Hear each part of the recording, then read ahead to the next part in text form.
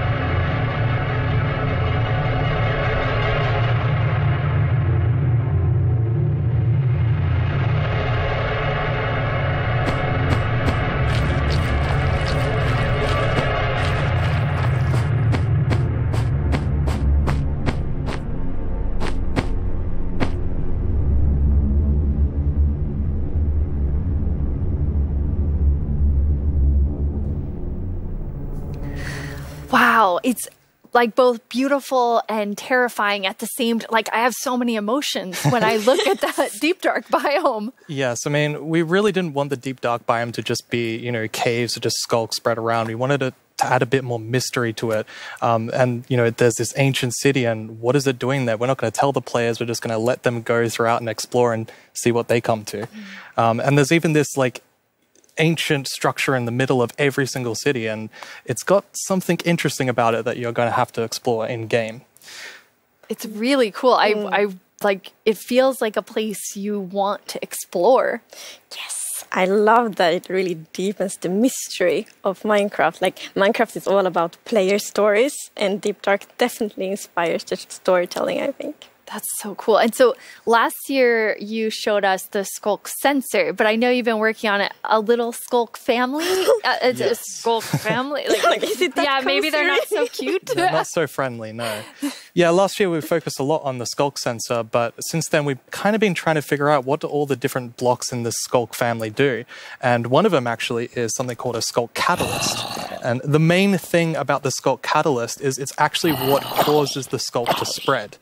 As you can see here, whenever a mob dies, such as a zombie, near the Skulk catalyst, it actually spreads Skulk underneath it. And the amount is based on how much XP that zombie would have dropped. Wow. So, you know, the Deep Dark, it's kind of overgrown with all these Skulk blocks, so that means that lots of mobs must have died there. Quite a lot, yes. Make it less scary. Oh, and as you can see here, when you mine some of the Skulk blocks, you actually get enchanting points. Yes, and of course, if you still want to get some of the blocks for decoration or something, you can just use a Silk Touch. And then we have the Skunk Shrieker. So when this block is activated, it's going to give that really scary shriek sound that you heard now. And it also gives this darkness effect, so it's like pulsating darkness.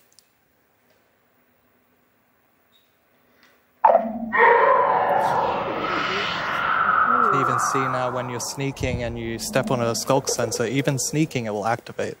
Wow. Okay. Definitely not a friendly family. No. And I will say to our younger viewers, in a minute, we're going to show you a clip that's a little scarier. But I mean, Brandon, those have so many things that players can do with them. Like, what do you imagine them doing? I think the Skulk Catalyst is going to be really interesting because, you know, when you could create a mob farm with through the tech community. Usually when a mob dies, it doesn't drop XP unless the player, actually kills it. So with this, you might be able to create some sort of XP farm. Ooh. There's lots of opportunities. Cool. And you can build like experiences for other players. Like imagine building like a haunted mansion or a really dark forest, and then you have the shriekers. Terrifying. So then, you know, when players out walking and then they activate the shrieker and hear like that's amazing. Or you do that all around your world, and just whenever anyone's visiting I'm not going to visit your world. Shriekers are just shrieking. We have a community question for you. Hi, it's Jinjam from Germany, and my question is, what was